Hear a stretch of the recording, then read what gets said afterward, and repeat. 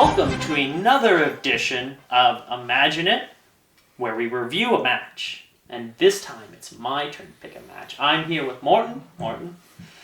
Good enough. Yeah, close enough. And I'm Joel. Last time we watched Brett versus Savage, and it was a fantastic match. And now I get to pick, and I'm going to New Japan, and I'm picking Shibata versus Ishii in the 23rd G1 Climax. Their 13-minute slugfest. I'm sure you've already seen this match before. Oh, I would have seen it in 2013. I haven't seen it since, and I have to admit that I just see so many great Ishii matches that they kind of run together, so I don't remember the details of this match. I remember it being very physical. Of course, it's going to be physical. We're talking about two of the people that really are the standard bearers for the Japanese strong style of their era. Well, and this is a match that I actually, if I want to introduce people to Japanese pro wrestling, this is one of the matches I pick because it's short enough. Like, you can go with Omega and Okada, or Naito and Omega, or like a long list, Tanahashi and Omega. Oh, dude, it's just like all those guys. Like they're interchangeable. You can go into the All Japan. You can go into Steve Williams versus Kobashi. Then again, you're looking at 45 minutes, right? Yeah. This is a nice tight match that you can see on New Japan World, and we're gonna start watching it. I'm gonna get your opinion on the match. Yeah, I think it's about 13 minutes long from what we've looked at, so it's a perfect length for a review it. Yeah. So let's start the beginning of the match. So we're about, 4 minutes into the match, and they have already done so many things to beat the ever-loving piss out of each other. What are your thoughts now seeing this match again? 4 minutes in. Okay, my first thought is, oh wow, the crowd heat.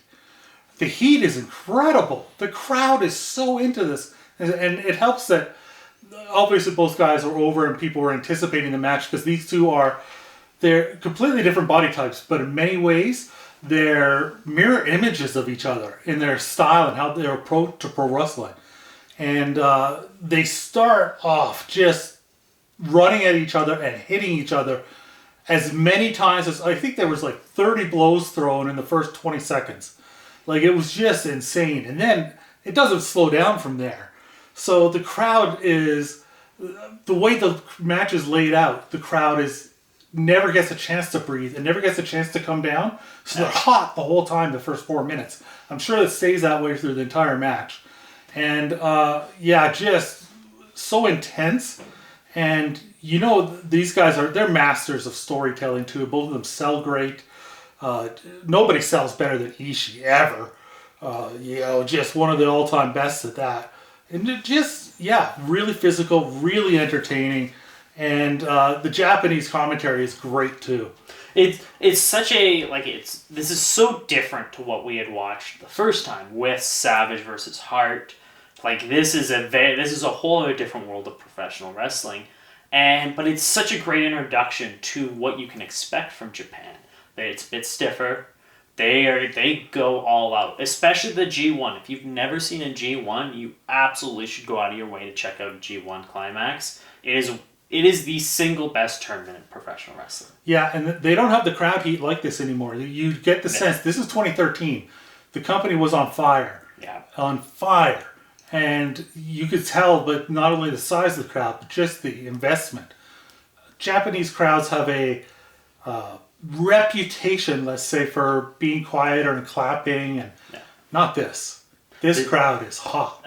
The bombs that are being thrown amongst you. Like, you always hear that term, like, you see these guys throwing bombs at each other, whether it's hockey or whatever sport you're watching.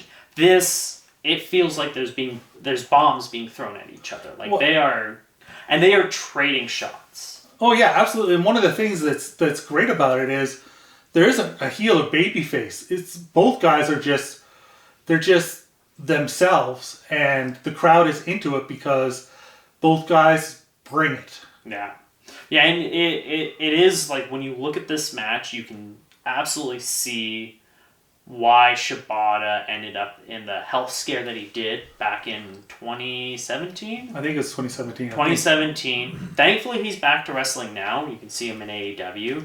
And same with Ishii. Ishii's now migrated his way over to more AEW, which kind of goes back to that style. Like, we talk about, like, this is impressive what they're doing, but there is a price that's paid with this style as well. There's absolutely can be a price to pay, but this match in particular, yes, it's extremely physical, very stiff. Don't get me wrong, but they're hitting each other hard, but in safe places. Yeah. You know, when they're throwing the forearms, they're hitting each other just the right place where their body can absorb it without, causing too much damage. Yeah. Like, they're very smart on it. So I'm looking forward to seeing more of this match, because now we're going to... I can't imagine they keep quite this pace up. I'll probably see a little more storytelling and psychology applied here, whereas the beginning, the psychology was just, we're going to hit each other as many times as possible, as hard as possible. Let's see where they go from here. We're about two-thirds of the way through this match. What do you think so far? It's really... I mean, obviously they didn't quite keep up that pace, but it's still super intense, super heated. One of the things that is interesting to me is it's a little bit more of an Ishii match than a Shibata match. Yeah. In that storytelling-wise, psychology-wise, selling-wise, he's kind of the focal point. Shibata's on him a lot. Yes, and Ishii kind of has that Ricky Steamboat, only take a few moves before firing back, even if you don't get control. Yeah. But he fires back. He fires back so heavy that he usually gets control, and then it's like a rest period where they both rest up from the beating they've taken. And you kind of see this pattern, but this pattern works because it builds up to a little mini climax within the match, and then down and up and down, and it just keeps you, into it the whole time. And I still think Shibata goes over. More just because I'm thinking of where they were in 2013 in the company. Yeah. But the match, like I say, feels, even though they're very similar style, it feels more like it's an Ishii match. Like he's the one who almost put it together. It almost feels like, Yeah. like you've seen this match from Ishii before, but you could watch it a million times because it's Ishii, and he's great.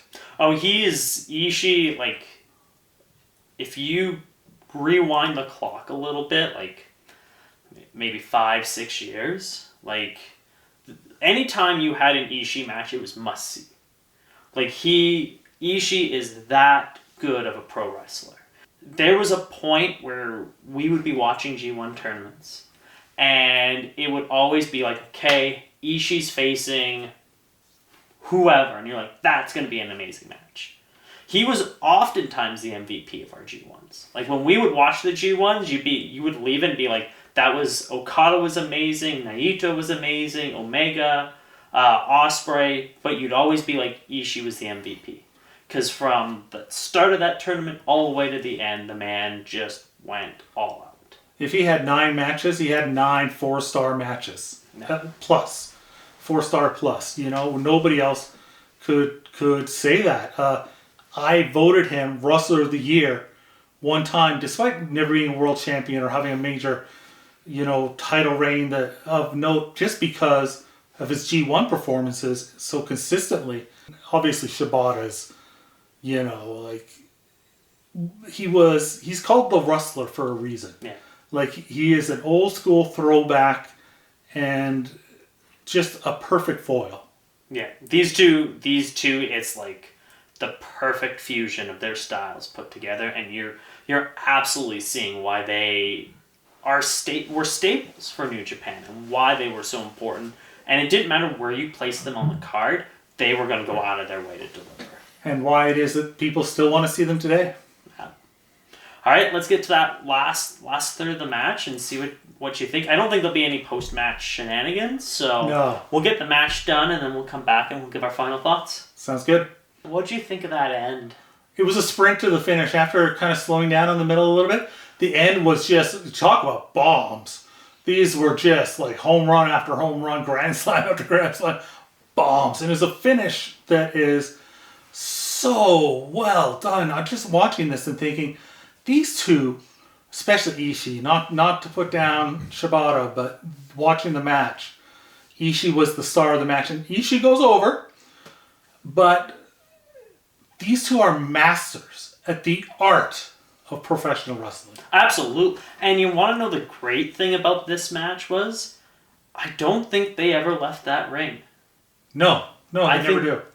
There was no brawling outside. There was no high spots from this match in the traditional sense of coming no out high flying or anything like that. No. It was grounded. The moves were basic and simple.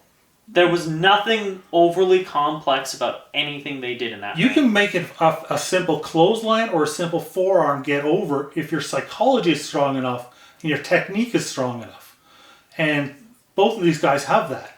So these simple moves, they don't need to do more than clotheslines and maybe the occasional suplex and stomps and kicks and punches. Well, not punches, just forearms, really. I mean, everything's within the rules, right? Yeah.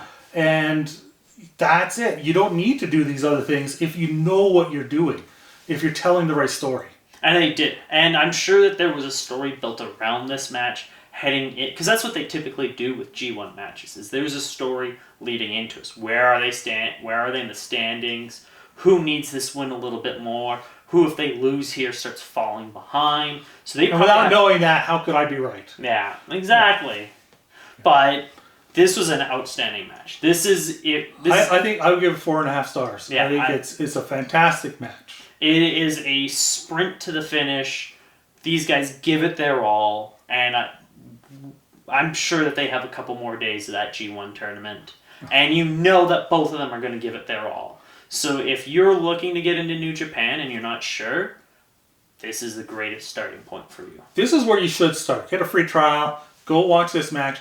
If you don't have if you're here for this show and you love professional wrestling and you haven't seen some New Japan or seen New Japan from this era and you're not sure where to start, this is a terrific starting point. And if you don't have 15 minutes to dedicate to a great professional wrestling match, a little less than 15 minutes, then why go away? We don't even want you here.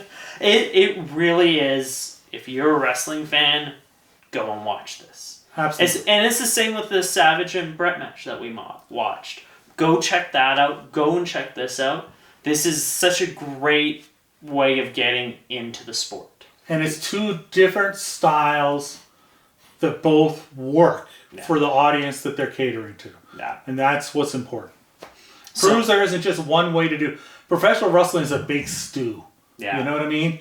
There isn't just one flavor there. And some companies do the stew better than others. There's some places that you could get a whole variety, and you should watch them. But I'm not biased at all. Well, everybody has their favorites. Yes. So thank you for watching another episode of Imagine It. We will be back again next week with another episode. But if you have matches you want us to review that you think we haven't seen or haven't seen in a while and want us to shine a light on, get our opinions on, please leave it in the comments. Yes, we read all the comments and we'll definitely take any feedback. And we'll watch any wrestling match, basically. Almost any wrestling match? Yeah, almost, yeah. No. You know what? We'll watch an absolutely horrible wrestling match and give you our thoughts on that, too. That'll be a lot of fun. But until next time... I don't know if it'll be fun. Oh, it'll be a chore. We'll be back for next time.